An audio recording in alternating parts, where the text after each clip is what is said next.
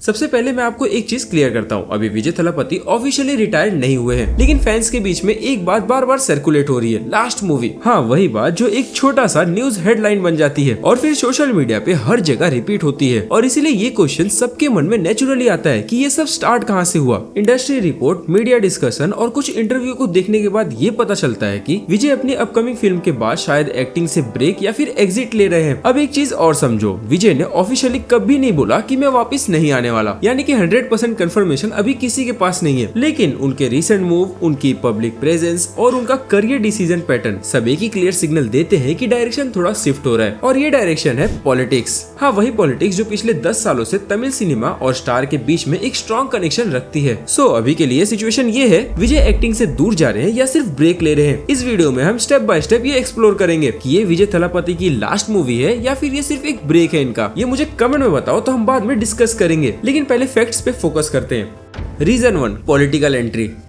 अब यहाँ से एक इम्पोर्टेंट एंगल स्टार्ट होता है, विजय का पॉलिटिक्स में एंट्री लेना। तमिलनाडु में सिनेमा और पॉलिटिक्स का कनेक्शन किसी भी इंट्रोडक्शन से कम नहीं है। यहाँ एक्टर्स सिर्फ एंटरटेनर्स नहीं रहे, वो सब के सब मास इन्फ्लुएंसर भी रहे हैं, और तमिलनाडु की हिस्ट्री ने ऐसा कई बार करके दिखाया। यहाँ पर सभी बड़े एक्टर्स ने सिनेमा से लेकर पॉलिटिक्स तक का सफर एक न एक बार किया है, और इसीलिए इस कॉन्टेक्स्ट में विजय का पॉलिटिक्स में आना बिल्कुल भी आउट ऑफ द प्लेस नहीं लगता। पिछले कुछ सालों में विजय का पॉलिटिकल इन्वॉल्वमेंट बहुत ही ज्यादा रहा है। पिछले 2 से 3 सालों में धीरे धीरे उन्होंने पॉलिटिक्स में कदम रखना शुरू किया था, लेकिन फैंस ने विजय की स्ट्रेटेजी को बिल्कुल भी नहीं अपनाया। ये बात जब फैंस को पता चली थी तो उन्होंने बहुत ही क्रेजी रिस्पांस दिया था अपनी तरफ से। लेकिन यहाँ एक बात समझना बहुत जरूरी है, विजय ने अपने फैन बेस को बढ़ाने के लिए पॉलिटिक्स में एंट्री नहीं मारी थी। उनका अप्रोच सबको क्लियर दिख रहा है, पहले ऑर्गेनाइजेशन, फिर मैसेजिंग, उसके बाद पब्लिक कनेक्शन। तमिलनाडु के पॉलिटिक्स का एक प्रैक्टिकल रूल है, यहाँ सिर्फ पॉपुलैरिटी काम नहीं आती। तमिलनाडु के पॉलिटिक्स में आपको ग्राउंड लेवल तक इन्वॉल्व रहना पड़ेगा, और इसीलिए यहाँ पर विजय का टाइम इन्वेस्टमेंट भी बहुत जरूरी था। और इसीलिए थलापति विजय ये अच्छे से जानते हैं कि ये चीजें पार्ट टाइम में नहीं होती। यहीं पर पॉलिटिक्स और एक्टिंग के बीच एक क्लियर डिफरेंस सामने आता है। एक्टिंग एक क्रिएटिव प्रोफेशन है, जहां पर आपको स्क्रिप्ट चूज करना पड़ता है, अपने शूटिंग शेड्यूल को मैनेज करना पड़ता है और प्रमोशन साइकिल को फॉलो करना पड़ता है। वहीं पर पॉलिटिक्स एक रिस्पॉन्सिबिलिटी जॉब है, जहां पर आपको पब्लिक के बीच में टाइम टू टाइम प्रेजेंट रहना पड़ेगा। दोनों को पैरेलल मैनेज करना थियरी में पॉसिबल लग सकता है, लेकिन ग्राउंड रियलिटी में ये काफी डिफिकल्ट होता है। विजय का रिसेंट डिसीजन तो ये लगता है कि उन्होंने सब कुछ पहले से ही डिसाइड कर ली है। उन्होंने ये सोच लिया है कि एक्टिंग से ज्यादा पब्लिक लाइफ और पॉलिटिकल रिस्पॉन्सिबिलिटी लेना चाहते हैं। उनका पॉलिटिकल विजन क्लियर है, वो लोगों के बीच में अपने आप को रखना चाहते हैं बिना कोई शेड्यूल के। अब यहाँ मेरा पर्सनल ओपिनियन ऐड करना जरूरी नहीं है, सिर्फ ये देखना काफी है कि फोकस एंटरटेनमेंट से ज्यादा पब्लिक सर्विस पे मूव कर रहा है। और जब पब्लिक सर्विस प्राइमरी बन जाती है तो एक्टिंग नेचुरली सेकेंडरी हो जाती है। ऐसे पॉइंट पे अगर कोई एक्टिंग से दूर जाना चाहता है तो मुझे इसमें कोई भी ड्रामा नहीं दिखता है, ना कोई इमोशन दिखता है, मुझे सिर्फ दिखता है उसका टाइम मैनेजमेंट, जो रिस्पॉन्सिबिलिटी लेना चाहता है लोगों का। Reason 2, career saturation.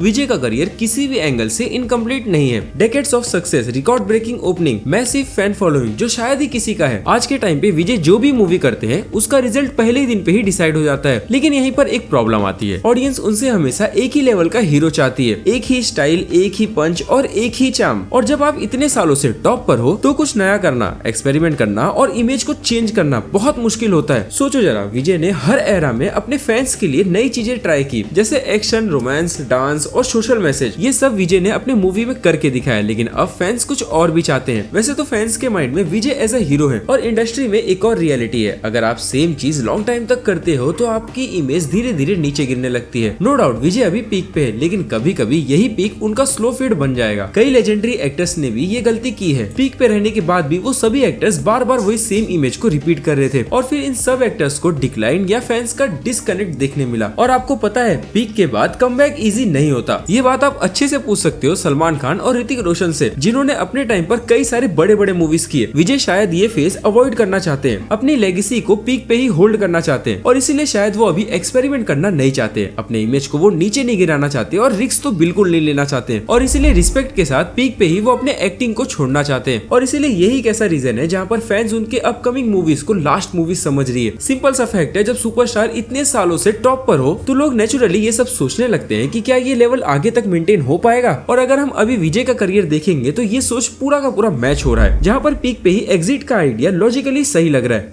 Reason 3, industry reality and strategic exit.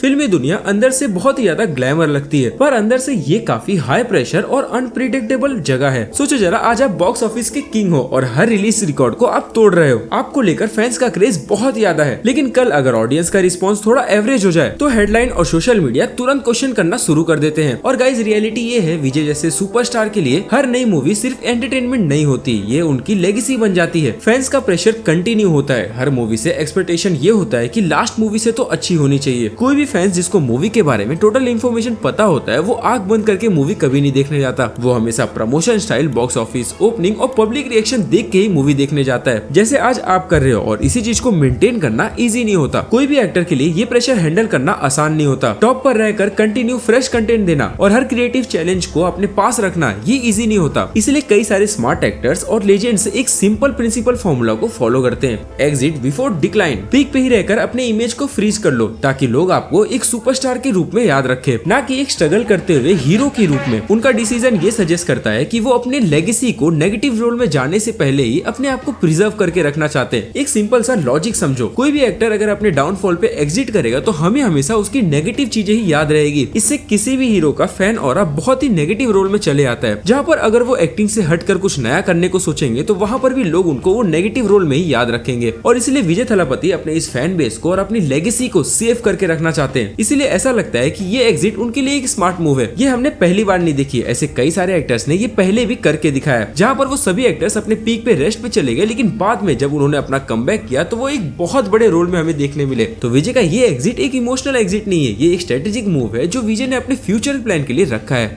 Reason 4, is this really final? अब एक स्ट्रेट सवाल आता है, क्या विजय का एक्टिंग से जाना फाइनल है? इस पॉइंट पर कंफ्यूजन होना नेचुरल है, फैंस के लिए भी और इंडस्ट्री के लिए भी। अगर हिस्ट्री देखे तो सिनेमा और पॉलिटिक्स का रिलेशन कभी एक साइड का नहीं रहा। बहुत से एक्टर्स ऐसे हैं जो पॉलिटिक्स में गए, फिर उसमें ज्वाइन होने के बाद कुछ टाइम बाद वापस से सिनेमा में वापस आ गए। इसका सिंपल मतलब है, पॉलिटिक्स ज्वाइन करने के बाद आपकी एक्टिंग को परमानेंटली बैन कर दिया जाएगा, ऐसा बिल्कुल नहीं है। अब विजय के केस में आप प्रैक्टिकल सोचो, अब तक ऐसा कोई ऑफिशियल स्टेटमेंट नहीं आया जहाँ पर विजय ने ये क्लियर बोला है कि मैं एक्टिंग छोड़ रहा हूँ। और जब तक ये लाइन ऑफिशियली नहीं बोली जाती तब तक कमबैक का ऑप्शन टेक्निकली ओपन है। हाँ, इतना क्लियर है कि उनका फोकस अभी चेंज हुआ है। पॉलिटिक्स में उनका टाइम, एनर्जी और कमिटमेंट बहुत ही ज्यादा दिख रहा है, और इस स्टेज पे अगर वो एक्टिंग को कंटिन्यू करेंगे तो ये पॉसिबल बिल्कुल नहीं है। और इसीलिए गाइस, हम फ्यूचर को प्रिडिक्ट नहीं कर सकते, जहाँ पर सिचुएशन कभी भी चेंज हो सकता है, किसी का भी सिनेमा में कभी भी कमबैक हो सकता है। और फैंस का तो कोई भरोसा नहीं है, अगर आपने उनके नीड के अकॉर्डिंग कंटेंट दिया तो आपको वो वापस से पसंद करेंगे। इसलिए गाइस, जब कोई क्लियरली बोलता है कि ये मेरा फाइनल है तो वहाँ पर हमें साफ साफ पता चलता है कि ये उसका फाइनल है। और जब कोई बोलता है कि कमबैक पक्का है तो ये पक्का होता है कि वो वापस से वहां पर आने वाला है। और इसलिए विजय थलापति के केस में ये साफ पता चल रहा है कि अभी के लिए वो फोकस कर रहे हैं पॉलिटिक्स पे, यानी कि एक्टिंग से तो फुल स्टॉप बिल्कुल नहीं है जब तक फाइनल अनाउंसमेंट कोई ना हो।